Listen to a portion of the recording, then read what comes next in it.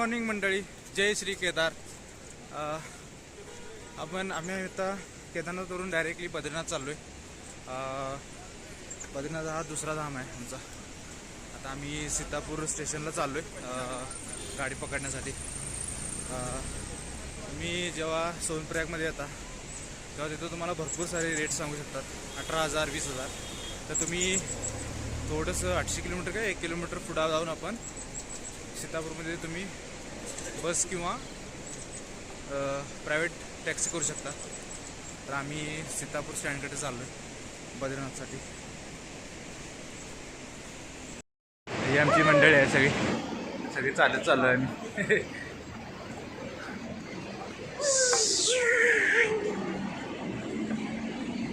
मित्रांनो, हे आहे सीतापूरचे बस स्टँड. तुम्ही इथून बसेस पकडू शकता बद्रीनाथला जाण्यासाठी. येस, नाही ते सांगितलं मग. मित्रांनो, आम्ही सीतापूरवरून एक कॅब बुक केली आम्ही 6 जणांमध्ये. तर ती आम्हाला बद्रीनाथला घेऊन चालले. बद्रीनाथवरून परत ऋषिकेशला असं आम्ही एक पॅकेज घेतलेलं आहे. ते 16,000मध्ये आम्हाला पडलेलं आहे. तर आम्ही 16,000मध्ये मानागाव, बद्रीनाथ, त्याच्यानंतर रुद्रप्रयाग ज्याचा संगम होतो, त्याच्यानंतर आपला ऋषिकेश, असा हा आपला टूर पॅकेज घेतलेला आहे आम्ही 16,000मध्ये. तर आता आम्ही बद्रीनाथला चाललो आहे, त्याच्यानंतर आम्ही मानागावला जाणार आहे.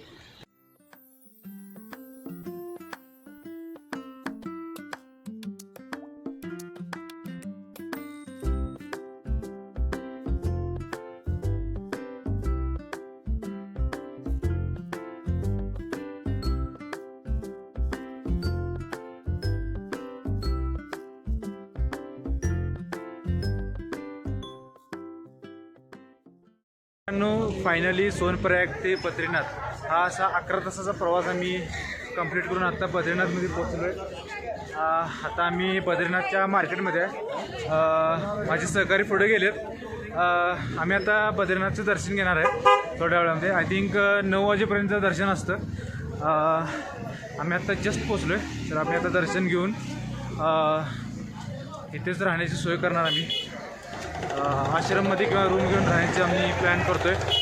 आणि महत्त्वाची सूचना, बद्रीनाथमध्ये येण्यासाठी दर्शन घेण्यासाठी टोकन ही गरजेचं आहे. आपल्याला टोकन घेऊनच आपल्याला दर्शन करायचं आहे. संध्याकाळी रात्री 9पर्यंत मंदिर चालू असतं.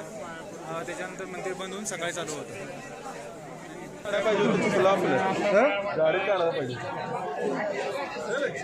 गाडीत काढा म्हणजे खुळ्यासारखं काहीतरी.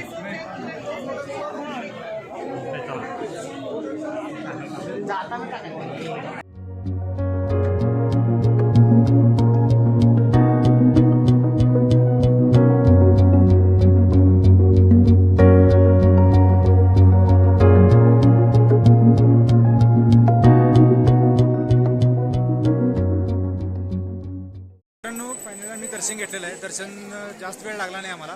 हार्डली अर्धा तास ते 1 तास लागू शकतो तुम्हाला. संध्याकाळी घेतला वेळ कमी लागू शकतो, पण सकाळी तुम्ही आला तर थोडीशी गर्दी असू शकते. तर तुम्ही मोस्टली संध्याकाळी दर्शन घ्या आणि तुम्ही स्टे करून सकाळी तुम्ही येऊन पुन्हा एकदा दर्शन तुम्ही घेऊ शकता.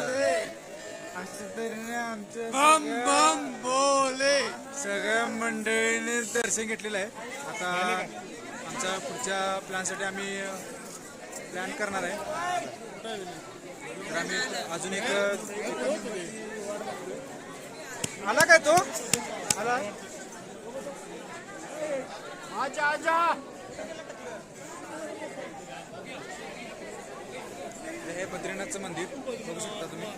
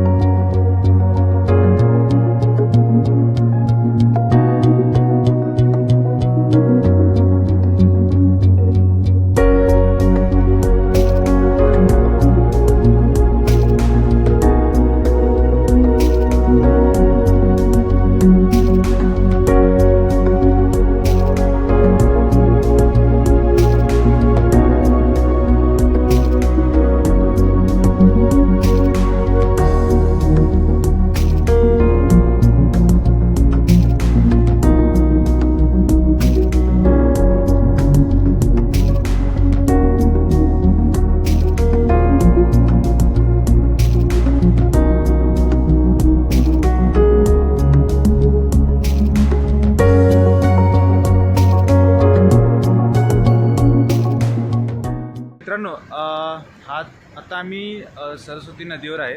तर सरस्वती नदीवर पार करण्यासाठी भीमाने काय केलं होतं की एक दगड आणून टाकला होता.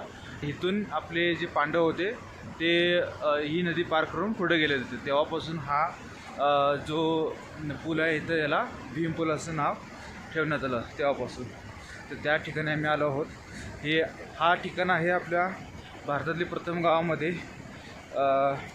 जी की माना गाव आहे. या माना गावामध्ये हे स्थळ आहे. तर तुम्ही येऊन बघू शकता. खूप सुंदर असं थंड आहे वातावरण एकदम.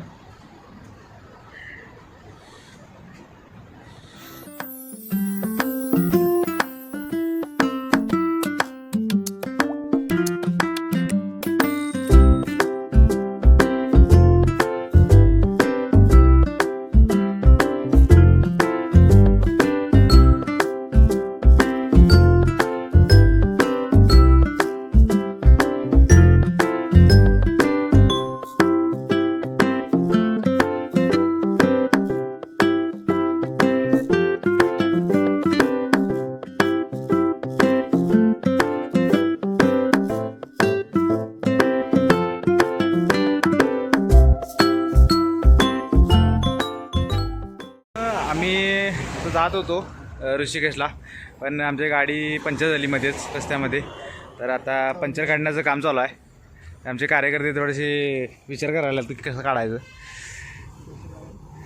तर आता आमचे ड्रायव्हर जरा बघाले स्टेपनी नेटे बिटे काढलेले आहेत. बघू शकता शैलेश. या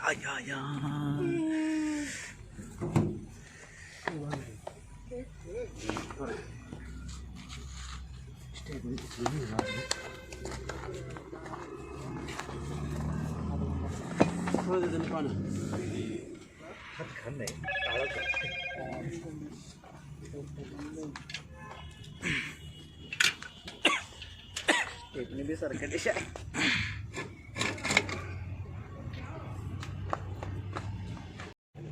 तर कंटिन्युअसली चालू आहे ना.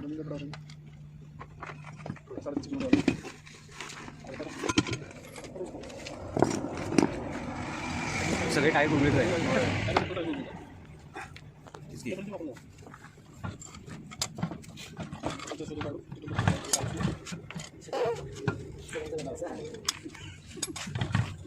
काय करायचं नाही.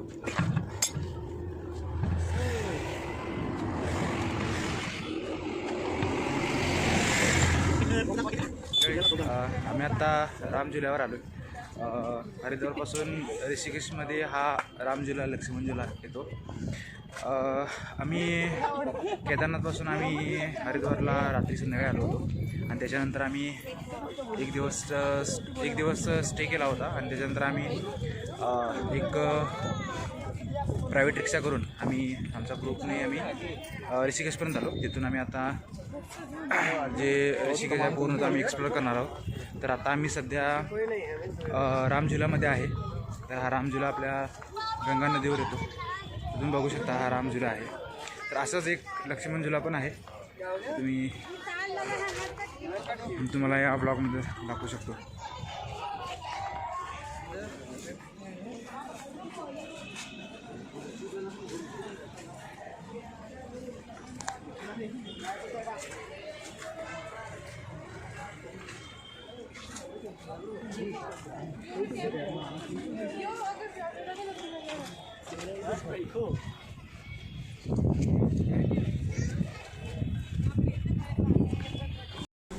आमच्या व्लॉगरची तब्येत खराब झाल्यामुळे आम्ही जे काही आम्ही पॉईंट्स बघितले ते आम्ही रेकॉर्ड करू शकलो नाही.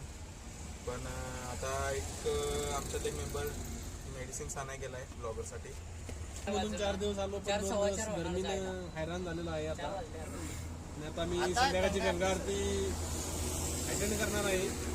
त्यानंतर मी झोपणार आणि नंतर उठून परत आपल्या प्रवासाला लागणार आहे. काय नाही आगामी त्या दिवसापासून प्रवासात काय बोलू आता. कांदा देऊन ब्लॉगरला कांदा काय गेलो ना, पण आता ब्लॉगरचे लागलेले आहेत, आमचे काय नाहीत. चाललंय देवाच्या कृपेने चाललंय व्यवस्थित. इथं जे काय राम झुला लक्ष्मण झुला आहे सगळं गणेश काम आहे. सगळे मोहमाय कोणी आहे. जाऊ नका, हरिद्वारला या, केदारनाथ करा, बद्रीनाथ करा आणि परत जावा घरला. रामझुला लक्ष्मणझुला असं काही नाही इथं. ते तुमच्या गावाकडचं जो पूल बंधारा आहे असतात, तोच जुनं इथं पूल आहे. असतात तेच आहे. त्याचं नाव राम बंधारा आणि राम बंधारा. रामझुला आणि लक्ष्मणझुला ठेवलेला आहे. राम बंधारा आणि काही नाही इथं नावासाठी फक्त आहे ते स्कॅम आणि परत दुसरं म्हणजे जेवणाच्या नावाखाली सप्पई गणवेश कार्यक्रम सुरू आहे. फोडणीचा भात दिलाय. बिर्याणी म्हणून फोडणीचा भात सर्विंग केला जात आहे. त्यानंतर काय छोटूराम बिटूराम ही असली काय ही सगळ्या अफवा आहेत. त्यापेक्षा स्ट्रीट फूडला छोले कुलचे खावा, मस्तपैकी पोटभर पाणीपुरी खावा. त्यानंतर परत काय मलाई कोफ्ती बिफ्ती मिळतात ते खावा पोटभर. कुणाचं ऐकू नका. जिथं भेटेल तिथं खावा. आणि वाटलं बाबा आता इथं पाणीपुरी भेटली, चला पाणीपुरी हणगा असं करा. याचा विचार त्या बाकीच्या 4 जणांचा विचार नसला तरी चालते. आपल्या पोटापर्यंत आपण करा. 16,000ची गाडी करू नका. गणवेश कार्यक्रम होतो. पेनकिलर बिनले. 4 पैसे जास्त जाऊ द्या, पण असं पोटाची हलगायची करू नका. भंडारा तर खाऊच नका. आणि भंडारा खाऊ नका. काय भंडाऱ्याच्या बद्दल काय भंडारा कुठं फ्री मिळाला तर खावा, खरं पत्तर एवढंच खावा, जास्त खाऊ नको. कधी मिळालं नसतं जर का चेक होते आणि दुसऱ्या दिवशी पळायला लागलाय हो म्हणून.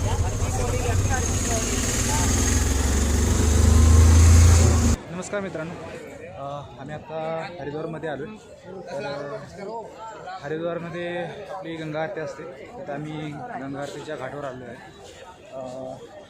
संध्याकाळी 6 वाजता गंगा आरती चालू होते आणि ती 1 तास असते, 1 ते 1.5 तास. तर आम्ही आता गंगा आरती बघण्यासाठी चाललो. तर बघू शकता हे आहे गंगा घाट पूर्ण.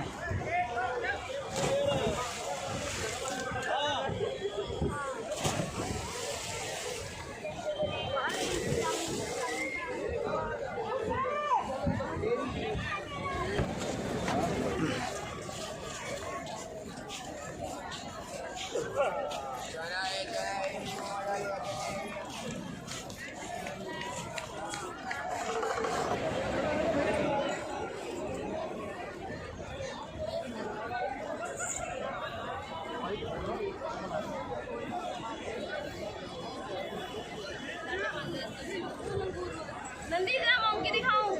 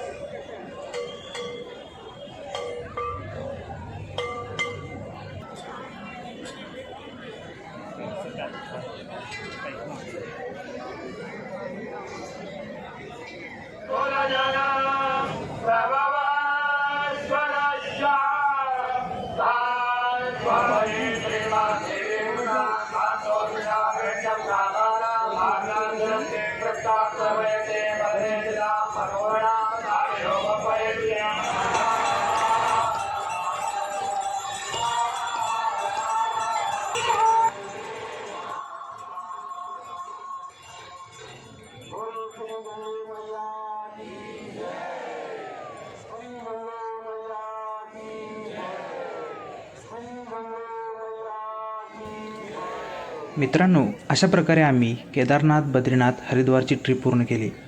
खूप चांगला अनुभव होता. माझ्यासोबत माझे सहकारीसुद्धा होते. त्यांनीसुद्धा खूप अनुभव घेतला आणि आम्ही ही जर्नी पूर्ण केली. मित्रांनो, तुम्हाला कसा वाटला आमचा प्रवास हे कमेंटद्वारे नक्की कळवा आणि सबस्क्राईब करायला अजिबात विसरू नका.